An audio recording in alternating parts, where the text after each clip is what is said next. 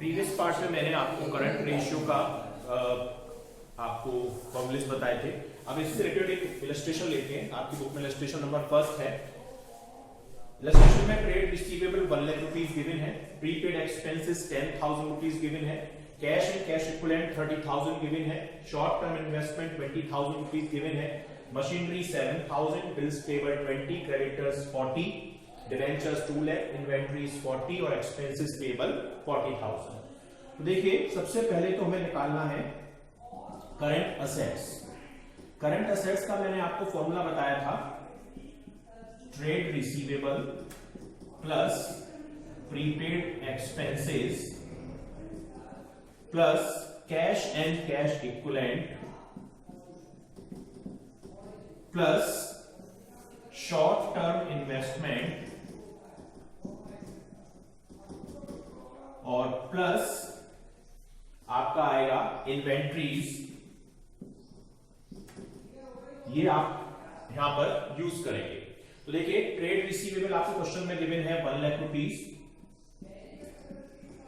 Plus prepaid expenses 10,000 plus cash and cash equivalent 30,000 plus short term investment 20,000 plus machinery हमारी fix assets होती है तो ये current assets में आएगी नहीं। Bills payable liability, creditors liability, debenture liability, inventories मैंने आपको यहाँ पे ऐड करनी है 40,000। तो ये आपका टोटल करंट असेट्स हो जाएगा 1 + 1 10, 140, 160 + 40 यानी 2 लाख। 2 लाख रुपीस ये आपका टोटल करंट असेट्स हो गया। अब आप निकालेंगे करंट लायबिलिटी। करंट लायबिलिटी के लिए आपको क्या क्या ऐड करना है, bills payable plus creditors plus expenses payable जो आपको गिवन है। क्योंकि क्वेश्चन में हालांकि डिवेंचर भी गिवन है लेकिन डिवेंचर हमारी करंट लायबिलिटी नहीं होती, वो नॉन करंट लायबिलिटी होती है। देखिए बिल्स पेबल की वैल्यू आपको यहां पे दे रखी है 20,000,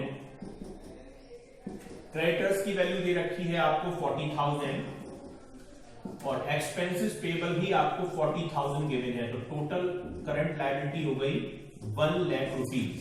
1 लाख रुपीस आपकी टोटल करंट लायबिलिटी है। अब करंट रेशियो का फॉर्मूला आप क्या यूज करेंगे, करंट रेशियो का formula current assets divided by current liability. तो करंट असेट्स आपने निकाली, टोटल करंट असेट्स कितनी आई थी आपकी 2 लाख और टोटल करंट लायबिलिटी आपने यहां पे कैलकुलेट की, वो आई थी आपकी 1 लाख। तो 2 lakh divided by 1 lakh answer आएगा 2 और पीछे रेशियो 1 हमें अपने आप वैल्यू लगानी है। तो ये रेशियो क्या हो जाएगा आंसर 2:1। तो ये आपका करंट रेशियो का फर्स्ट इलस्ट्रेशन है। Now students let's take one more illustration related to the current ratio. तो आपको यहां पे गिवन है total assets 3 lakh rupees, fixed assets 1,60,000, share holder fund 2 lakh rupees, non current liability 80,000 और non current investment 1 lakh rupees. तो देखिए students मैंने आपको current assets, CA means current assets, इसका फॉर्मूला बताया था total assets minus non current assets. ये NCA means non current assets.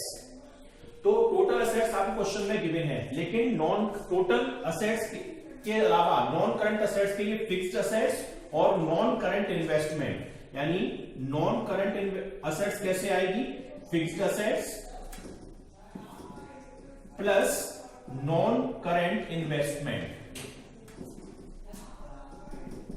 तो फिक्स्ड असेट्स आपकी वैल्यू गिवन है आपको 1,60,000 और नॉन करंट इन्वेस्टमेंट की वैल्यू गिवन है 1 lakh.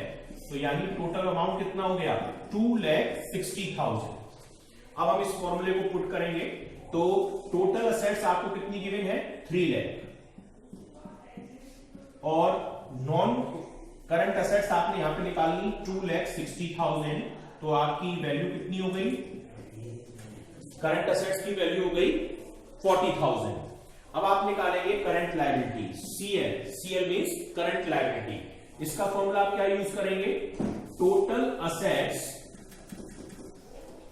Minus share holder fund plus non current liability, NCL means non current liability. तो total assets देखिए आपको यहां पे गिवन है 3 lakh, same share holder fund की वैल्यू भी गिवन है 2 लाख और non current liability 80,000, means 3 lakh minus 2 lakh 80,000, तो वैल्यू आ जाएगी 20,000 रुपीज। अब करंट रेशियो का formula, current CR means current ratio, current assets divided by current liability. Current assets की वैल्यू आपने कैलकुलेट की यहां पर 40,000 और करंट लायबिलिटी आपने ये निकाली 20,000, तो यानी 40,000 डिवाइडेड बाय 20,000 मींस 2 और रेशियो पीछे लगाएंगे तो आंसर आएगा 2:1। तो ये आपका एक और इलस्ट्रेशन है करंट रेशियो से रिलेटेड।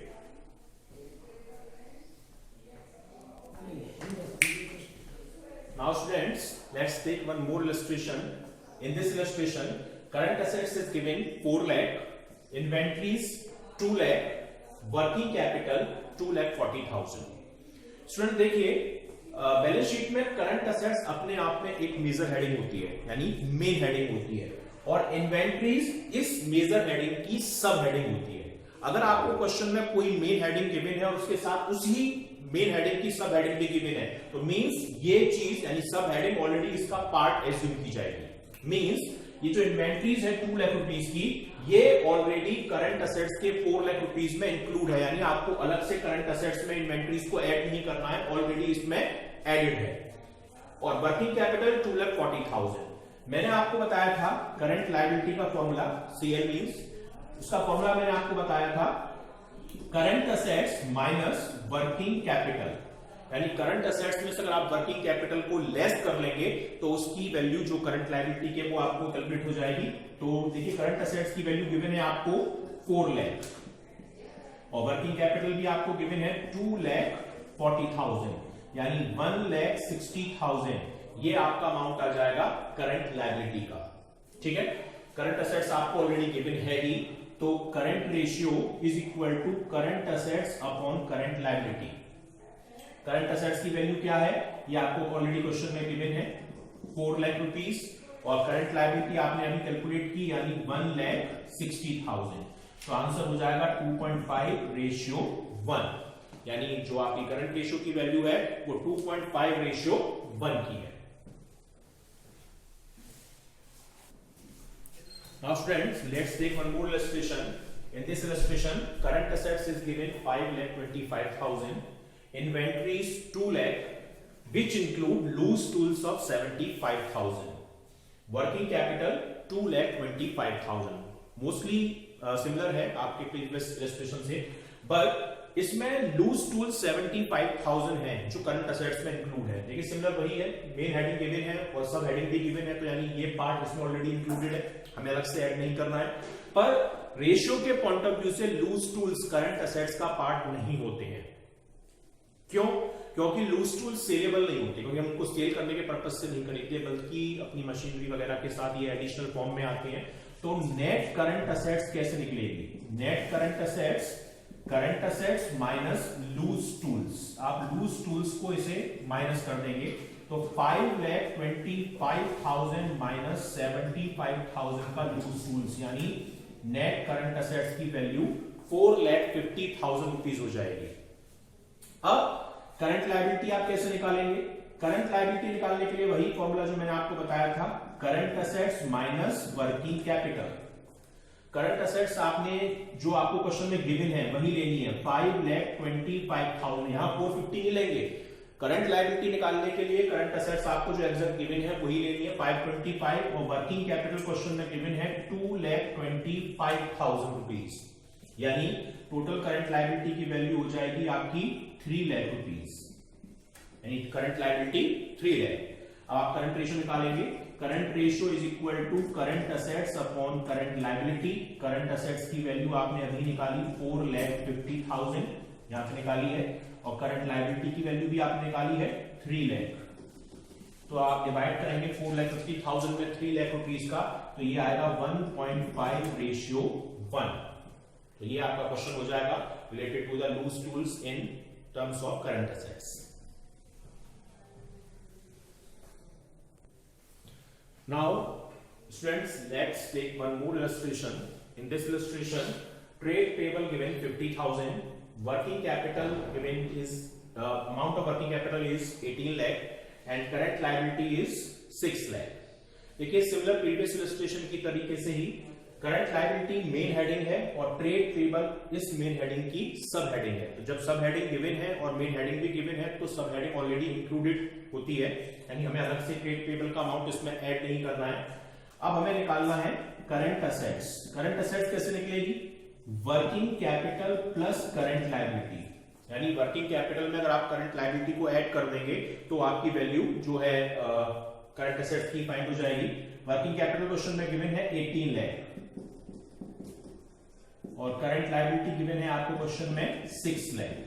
दोनों को ऐड करेंगे तो 24 लाख, ये आपकी करंट असेट्स की वैल्यू हो गई।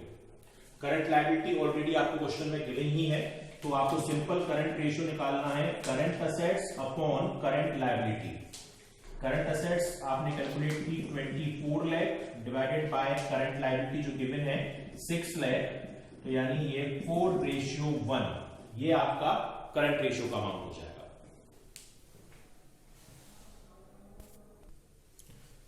Students, let's take one more illustration. In this illustration, working capital is given 9 lakh, total assets 45 lakh, and non-current assets 33 lakh.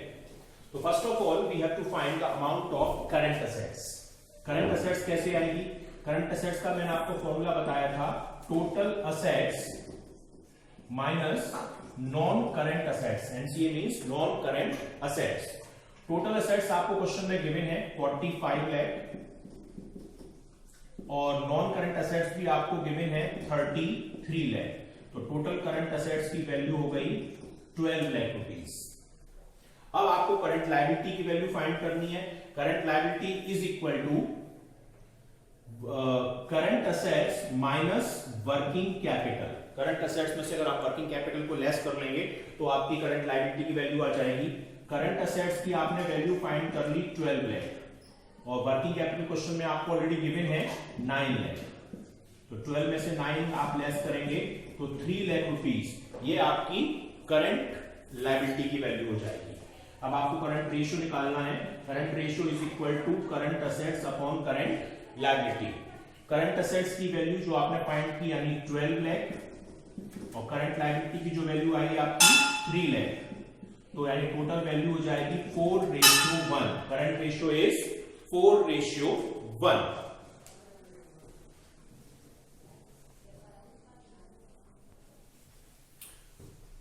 Let's take one more illustration. In this illustration, this illustration is illustration number 7 of your book. Working capital is 10 lakh, total debt 45 lakh, and non-current liability is 40 lakh. First of all, we have to find the amount of current liability. Current liability का मैंने आपको formula बताया था, total debt minus non current liability. NCA means non current liability. तो total debt is already given, that is 45 lakh minus non current liability that is 40 lakh, तो current liability की value क्या हो जाएगी? करंट लायबिलिटी की वैल्यू हो जाएगी 5 lakh rupees. Now we have to find the amount of current assets. Current assets का formula होता है working capital plus current liability, यानी वर्किंग कैपिटल और करंट लायबिलिटी को हम ऐड कर लें तो टोटल करंट असेट्स आ जाती हैं। Working capital is already given that is 10 lakh और करंट लायबिलिटी की आपने वैल्यू फाइंड की 5 लाख, तो टोटल करंट लायबिलिटी कितनी हो गई आपकी? 15 लाख रुपीस। आपको करंट असेट्स आ चुकी है, करंट लायबिलिटी आ चुकी है, करंट रेशियो निकालना है। Current ratio is equal to current assets upon current liability. Current assets की वैल्यू कितनी है जो आपने अभी फाइंड की? 15 लाख और करंट लायबिलिटी की वैल्यू आपने फाइंड की कितनी है? 5 लाख। तो 15 लाख डिवाइडेड बाय 5 लाख यानी टोटल अमाउंट रेशियो का हो जाएगा 3:1।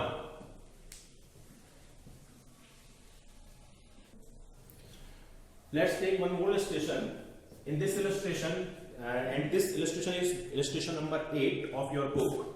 In this illustration, current ratio is 2.5. 2.5 means 2.5 ratio 1. क्योंकि मैंने बताया था रेशियो 1 हम पीछे अपने हैंड से पुट करते हैं value. And working capital is 60,000. Students, current ratio का फॉर्मूला क्या होता है? Current assets upon current liability. यानी ये करंट लायबिलिटी की वैल्यू है, ये हमारी करंट असेट्स की वैल्यू है. हम एज्यूम कर लेते हैं let the current liability is equal to x, यानी करंट लायबिलिटी की वैल्यू x है, तो करंट असेट इसकी 2.5 टाइम्स है इस रेशियो के अकॉर्डिंग. तो करंट असेट्स क्या हो जाएगी? 2.5x. अब वर्किंग कैपिटल का फॉर्मूला मैंने आपको बताया था, current assets minus current liability. यानी करंट असेट्स में से अगर हम करंट लायबिलिटी की वैल्यूज को माइनस कर दें तो हमारी करंट वर्किंग कैपिटल आ जाती है. वर्किंग कैपिटल ऑलरेडी गिवन है 60,000. करंट असेट्स की वैल्यू आपने 2.5x एज्यूम की है और करंट लायबिलिटी x. 2.5x में से अगर x माइनस किया तो 1.5x इज इक्वल टू 60,000. तो x की वैल्यू क्या हो जाएगी? 60,000 डिवाइडेड बाय 1.5 यानी 40,000.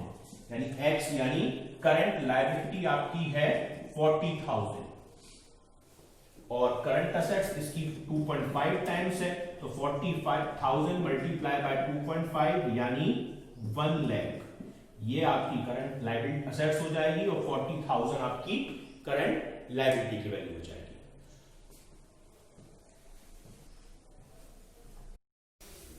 Good morning, students. In previous part of video, we have studied about different examples related to the current ratio. Today, we are going to solve some more illustrations related to the current ratio. So let's take 9th illustration of your book. In this illustration, we have working capital of rupees 7,20,000, trade payable 40,000 and other current liability 2 lakh.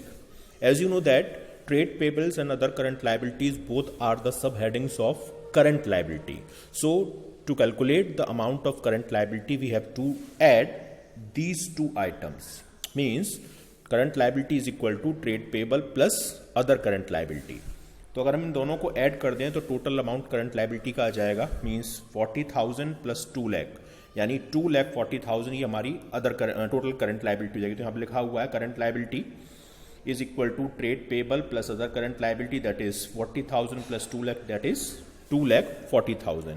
यानी current liability हमारी 2,40,000 rupees calculate हो गई.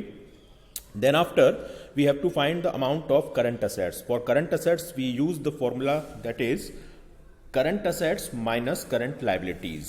ये होता है. अब हमें current assets निकालनी है तो working capital plus current liability. Working capital already is given 7,20,000 and current liability हमने कैलकुलेट किया 2,40,000, तो दैट इज 9,60,000.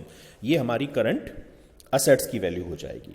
अब हम करंट रेशियो का फॉर्मूला यूज करेंगे. Current assets upon current liability. Current assets हमने कैलकुलेट किए 9,60,000 और करंट लायबिलिटी कैलकुलेट किए 2,40,000. तो 4:1 is our answer of this illustration. Clear, students? Now let's take one more illustration, that is illustration number 10. Working capital is 1,50,000. Working capital हमारी 1,50,000 rupees की है. Total liability but other than share holder fund, यानी share holder fund को छोड़कर बाकी की current liability 3,25,000 है. तो इट मीन्स ये क्या हो गया? ये हमारी हो गई टोटल डेप्ट. मैंने आपको कल फॉर्मूला बताया था टोटल डेप्ट क्या होती है, नॉन करंट लायबिलिटी और करंट लायबिलिटी का टोटल. तो यही चीज हमारी 3,25,000 है. और अगर हमें करंट लायबिलिटी निकालनी है तो करंट लायबिलिटी के लिए हम फॉर्मूला यूज कर सकते हैं टोटल डेप्ट माइनस लॉन्ग टर्म डेप्ट. लॉन्ग टर्म डेप्ट हमें क्वेश्चन में गिवन है 2,50,000, यानी हम कर सकते हैं 3,25,000 माइनस 2,50,000 यानी 75,000. ये हमारा अमाउंट हो जाएगा किस चीज का? ये अमाउंट हो जाएगा करंट लायबिलिटी का. तो वही हमने देखो किया है. Current liability is equal to total liability then that is other than share holder fund any non total dept minus long term डेप्ट करेंगे तो 75,000 की करंट लायबिलिटी आ जाएगी. करंट असेट्स के लिए हम कौन सा फॉर्मूला यूज करेंगे? Working capital plus current liability. Working capital question में गिवन है 1,50,000 और 75,000 हमने अभी करंट लायबिलिटी निकाली है, तो 2,25,000 करंट असेट्स हो जाएगी. तो करंट रेशियो के लिए हम फॉर्मूला यूज करेंगे current assets upon current liability, यानी 2,25,000 डिवाइडेड बाय 75,000 यानी 3:1। 3:1 हमारा करंट रेशियो हो जाएगा। Let's take one more illustration, that is illustration number 11। A company had current assets that is 3 lakh and current liability that is 1,40,000. Afterwards, it purchased goods of rupees 20,000 on credit, यानी उधार goods purchase किया गया है 20,000 rupees का। Current ratio में calculate करना है purchase होने के बाद। क्लियर? अब देखिए, आपने 11th में अकाउंटिंग इक्वेशन पढ़ी थी, अगर आप क्रेडिट बेस पे गुड्स को परचेज करते हैं तो इसका इम्पैक्ट कहाँ कहाँ होता है? स्टॉक इंक्रीज हो जाता है और सेम टाइम पर क्रेडिटर्स भी इंक्रीज हो जाते हैं। स्टॉक करंट असेट्स होता है, क्रेडिटर्स करंट लायबिलिटी होती हैं। तो मींस एक तरीके से सेम वैल्यू से करंट असेट्स और करंट लायबिलिटी दोनों इंक्रीज हो रही हैं। तो हम कह सकते हैं कि करंट असेट जो हमारी 3 लाख थी वो 20,000 इंक्रीज होकर 3,20,000 हो जाएगी, और जो करंट लायबिलिटी 140 थी वो 20,000 इंक्रीज होकर 1,60,000 हो जाएगी। यानी न्यू करंट असेट्स 3,20,000 और न्यू करंट लायबिलिटी 1,60,000। तो फॉर्मूला हम यही यूज करेंगे, current assets upon current liability, यानी 3,20,000 डिवाइडेड बाय 1,60,000, तो 2:1 ये हमारा न्यू करंट रेशियो हो जाएगा परचेज होने के बाद की वैल्यू वाला। Now let's take one more illustration, that is illustration number 12। In this illustration we have current liability 1 lakh and current ratio 2.5:1, यानी करंट रेशियो हमें ऑलरेडी क्वेश्चन में गिवन है 2.5:1। It paid 25,000 to a creditor. Firm ने 25,000 rupees के creditors का payment कर दिया। हमें न्यू करंट रेशियो बताना है पेमेंट होने के बाद। सेम इक्वेशन को आप रिमेंबर कीजिए 11th वाली, कि अगर हम किसी क्रेडिटर को पेमेंट करते थे तो हमारे पास से कैश जाएगा, मींस कैश डिक्रीज हो जाएगा, और क्रेडिटर्स की जो भी ड्यू है अमाउंट है वो भी डिक्रीज हो जाएगा। तो मींस क्रेडिटर कम होंगे और कैश अमाउंट कम हो जाएगा। कैश करंट असेट्स होता है और क्रेडिटर करंट लायबिलिटी, यानी दोनों सेम वैल्यू से डिक्रीज हो रहे हैं। अब देखिए, क्वेश्चन में हमको करंट लायबिलिटी तो गिवन है पर करंट असेट्स कितनी है वो गिवन नहीं है। तो उसको निकालने के लिए देखिए, इस फॉर्मूले को हम यूज करते हैं, current assets upon current liability. Current liability अगर 1 है तो करंट असेट्स इसकी 2.5 टाइम्स है, यानी अगर 1 रुपीज की करंट लायबिलिटी है तो करंट असेट्स 2.5 रुपीज की, यानी 2.5 टाइम्स है। तो यानी अगर करंट लायबिलिटी 1 लाख है तो करंट असेट्स इसकी 2.5 टाइम्स होगी। तो हम निकाल सकते हैं यहां पर current assets is equal to 1 lakh multiply by 2.5, यानी 2,50,000 रुपीज की हमारी करंट लायबिलिटी हो, करंट असेट्स की वैल्यू हो गई। अब दोनों ही चीजें हमारी 25,000 रुपीज से कम होनी है। तो अगर करंट असेट्स 250 है और 25,000 रुपीज कम हो जाएगी तो न्यू करंट असेट्स 2,25,000 हो जाएगी। करंट लायबिलिटी 1 लाख थी, ये भी 25,000 रुपीज पेमेंट होने के बाद कम होगी, तो न्यू करंट लायबिलिटी 75,000 हो जाएगी।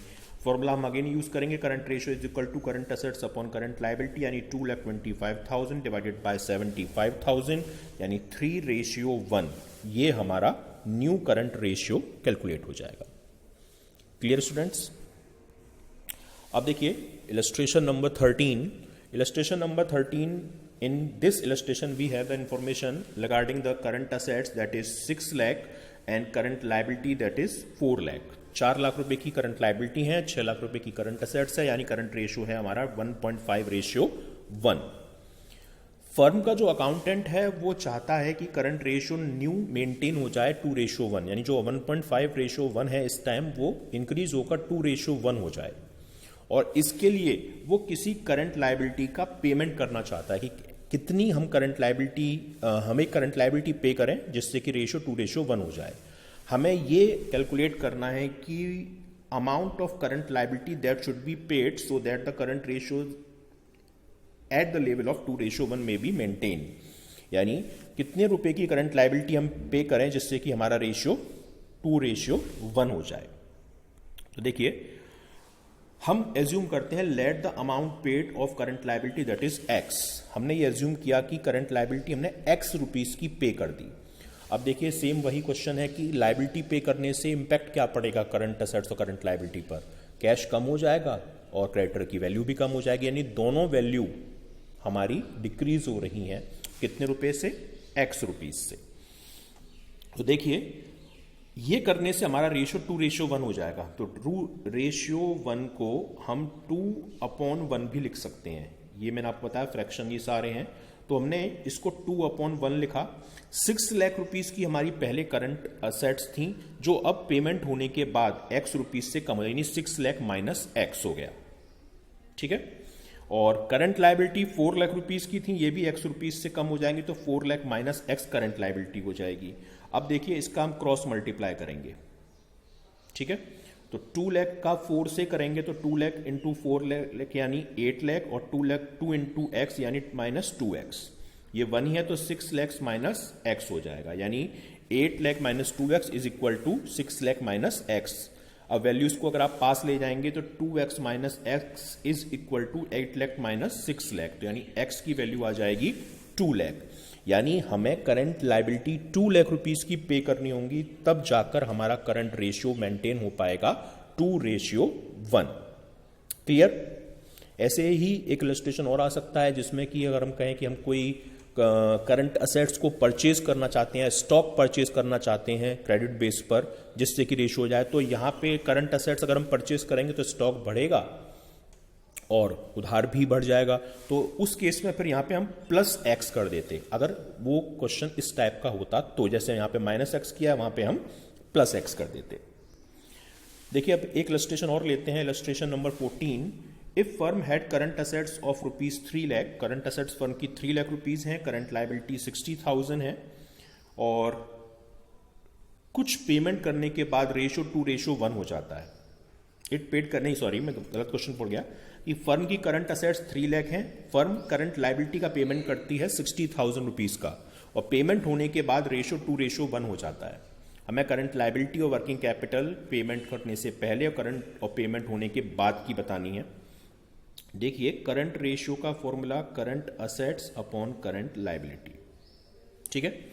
अब देखिए अगर हमने करंट लायबिलिटी पे कर दी तो क्या इंपैक्ट पड़ेगा, करंट असेट्स भी कम होंगी और करंट लायबिलिटी भी कम होगी। तो 3 लाख रुपीस की हमारी करंट असेट्स है, वो पेमेंट होने के बाद अगर हम 60,000 का पेमेंट कर देंगे तो ये रह जाएगी 2,40,000 की। अब करंट लायबिलिटी तो हमें पता नहीं है, तो करंट लायबिलिटी को अगर हम एक्स एज्यूम कर लें तो पेमेंट होने के बाद भी वो 60,000 कम होगी, तो नई करंट लायबिलिटी एक्स माइनस 60,000 हो जाएगी।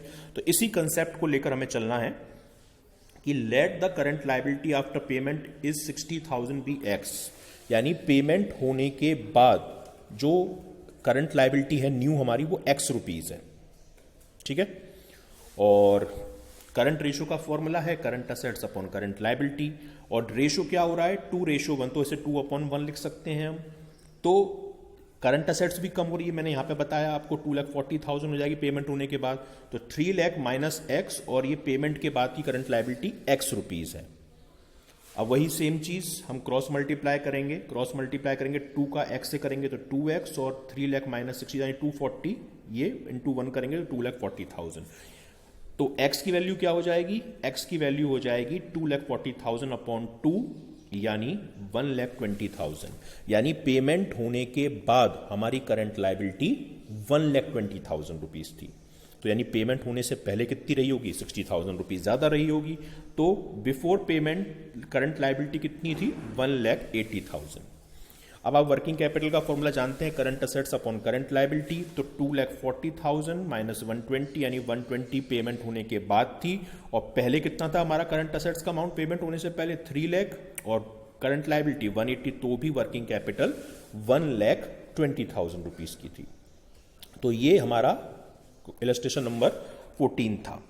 अब इलस्ट्रेशन नंबर 15 देखिए, ये 1 मार्क्स में कई क्वेश्चंस आ जाते हैं इससे रिलेटेड रेशियो में, जिसमें आपको एक पर्टिकुलर रेशियो गिवन है और कुछ ट्रांजैक्शन गिवन है, जिसमें बस आपको ये बताना है कि इन ट्रांजैक्शन के एग्जीक्यूट होने के बाद रेशियो पर क्या इंपैक्ट पड़ेगा, रेशियो इंक्रीज होगा, डिक्रीज होगा, या फिर कोई चेंज नहीं आएगा। तो देखिए करंट रेशियो 2:1 है किसी कंपनी का, और हमें रीजन के साथ ये बताना है कि इन ट्रांजैक्शन से ये रेशियो इंप्रूव होगा, रिड्यूस होगा, या नो चेंज होगा। ठीक है। तो देखिए अगर 2:1 है करंट रेशियो, तो हम ये एज्यूम कर लेते हैं कि करंट असेट्स हमारी 2 लाख रुपीज की थी, और करंट लाइबिलिटी 1 लाख रुपीज की रही होगी, तभी तो हमारा रेशियो 2:1 हुआ होगा। फर्स्ट केस है repayment of current liability. Repayment of current liability का मतलब है कि हमने लाइबिलिटी का पेमेंट कर दिया, तो लाइबिलिटी का पेमेंट कैश से किया होगा तो कैश रिड्यूस होगा और सेम टाइम पे करंट लाइबिलिटी कम हो रही, यानी हमारे एक तरीके से करंट असेट्स और करंट लाइबिलिटी दोनों क्या हो रही हैं, रिड्यूस हो रही हैं।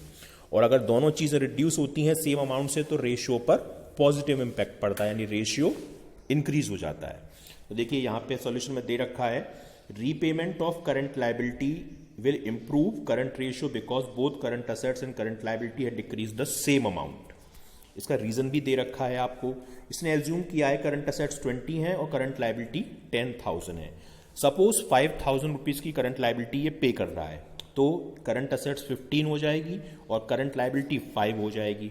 तो 15,000 अपॉन 5,000 यानी नया रेशियो 3:1 हो जाएगा, जो पहले 2:1 था, यानी क्या हो रहा है, ये इंक्रीज हो रहा है। अब सेकंड केस है purchase of goods for cash. Cash basis पर हमने गुड्स परचेज किया, तो देखिए कैश बेसिस पे गुड्स परचेज करेंगे तो स्टॉक बढ़ेगा और सेम अमाउंट से कैश कम हो जाएगा। It means one assets will increase and one assets with same amount will decrease. तो यानी टोटल करंट असेट्स पे कोई इंपैक्ट नहीं पड़ेगा, ठीक है। तो यानी इट विल नॉट चेंज, यानी कोई चेंज नहीं आएगा, बिकॉज टोटल करंट असेट्स और total current liability affected the share only conversion of one current assets. यानी चेंज तब होता है जब या तो करंट लाइबिलिटी एक चेंज हो या करंट असेट्स कुछ चेंज हो, लेकिन हमारी करंट असेट्स करंट लाइबिलिटी पे कोई चेंजेस नहीं आ रहे हैं, यानी सेम अमाउंट है तो रेशियो अनचेंज रहेगा। थर्ड है sale of office equipment for 4,000, book value 5,000। 5,000 रुपए की कॉस्ट का गुड्स या इक्विपमेंट, सॉरी गुड्स नहीं इक्विपमेंट हमने 4,000 रुपीज में सेल किया। अब देखिए ऑफिस इक्विपमेंट फिक्स्ड असेट्स होते हैं, करंट असेट्स नहीं होते, तो करंट असेट्स पे ऑफिस इक्विपमेंट के जाने का तो कोई इंपैक्ट नहीं पड़ेगा। जो लॉस हो रहा है वो कैपिटल को रिड्यूस करेगा, तो कैपिटल भी फॉर्मूले में कहीं यूज नहीं हो रही, पर सेल करने से कैश आएगा और कैश हमारी करंट असेट्स को इंक्रीज करेगा, ठीक है। तो जो 20,000 की करंट असेट्स थी अब वो कितने की हो जाएंगी, 4,000 बढ़कर 24 की। करंट लाइबिलिटी 10,000 ही है तो 2.4 हो जाएगा, यानी रेशियो इंप्रूव होगा हमारा। क्लियर। नेक्स्ट है purchase of stock in trade on credit. हमने गुड्स क्रेडिट बेस पे परचेज किया, तो क्रेडिट बेस पे परचेज किया तो स्टॉक इंक्रीज होगा और सेम टाइम पे क्रेडिटर भी इंक्रीज होंगे। मींस दोनों ही चीजें इंक्रीज हो रही हैं सेम अमाउंट से, करंट असेट्स भी और करंट लाइबिलिटी भी।